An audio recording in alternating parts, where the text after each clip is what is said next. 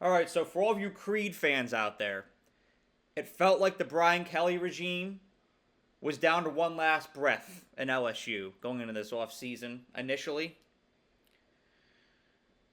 LSU fans, boosters, supporters of the program, the media, and the New Orleans and Baton Rouge region, they're starting to become pretty impatient with Brian Kelly and his staff, and it's understandable.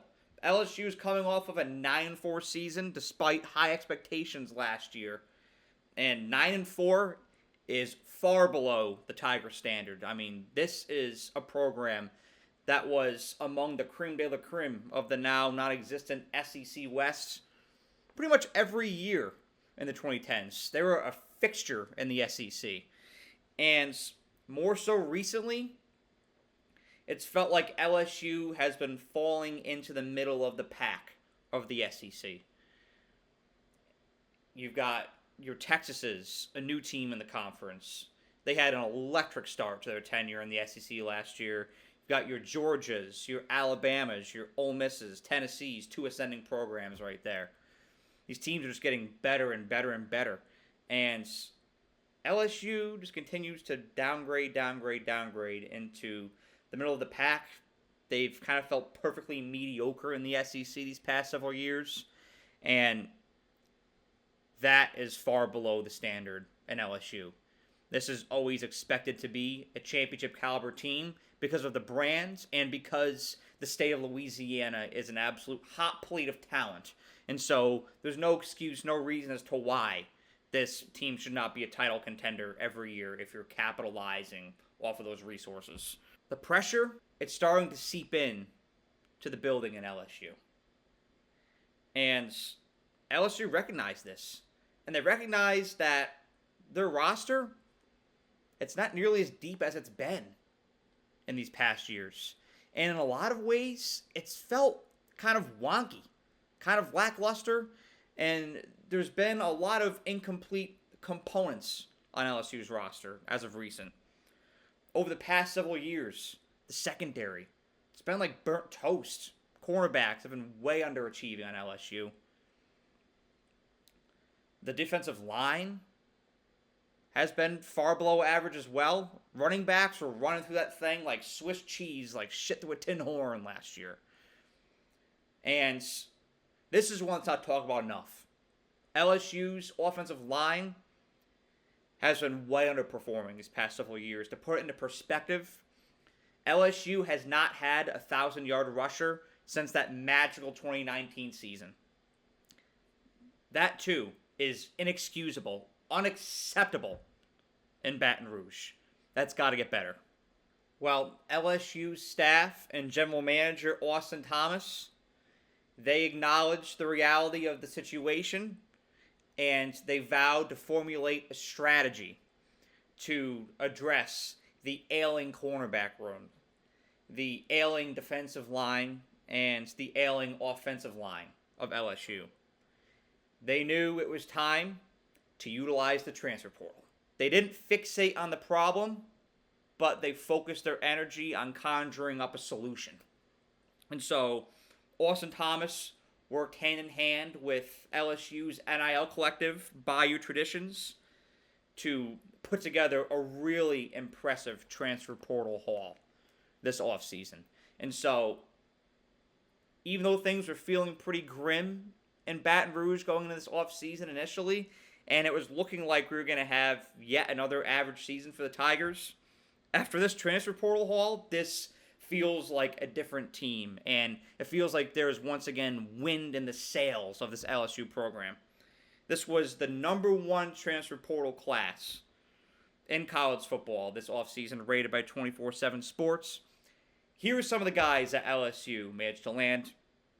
4-star offensive lineman Josh Thompson from Northwestern, dog. 4-star cornerback Jakeem Jackson from Florida, dog. Side note, I will say, I don't understand how you can transfer from Florida to LSU. I'm old school when it comes to college football, so I can't yet comprehend the notion of crossing these rivalry lines, going from Florida to LSU, Clemson to South Carolina, Alabama to Auburn. I don't know how he can do this, but I guess that the old head I am, I just have to get used to the way that the game is now. But nonetheless, great pickup for LSU. Business is business at the end of the day. They also managed to land 4-star wide receiver Nick Anderson from Oklahoma, dog, and 4-star edge rusher Patrick Payton from Florida State, dog. LSU, they really attacked the transfer portal. They had a strategy, and hopefully it's going to pay off. They executed for now, but they have to execute on the field this season for that haul to mean anything, essentially. And we've seen teams be aggressive in the transfer portal. We've seen teams be aggressive in recruiting these past several years to have a quick turnarounds, to boost the win total from one year to the next dramatically. We saw Texas A&M do this back in 2022 when they put together what I believe is still the number one recruiting class in 24/7 sports history. We saw Florida State have a really impressive transfer portal haul going into last season. Both strategies led to dramatically unimpressive seasons compared to what expectations were going into them. And so that is the risk that you take when you rely on the transfer portal or when you rely on a bunch of young but talented guys. You don't know how it's all going to mesh together. It's ambiguous. It's a big question mark. But given the temperature in the room in LSU and how this Brian Kelly administration was starting to feel when it comes to media pressure, when it comes to fans' expectations, and they had a pass for a couple of years because of beating Alabama in Brian Kelly's first year and appearing in an SEC championship in Brian Kelly's first year.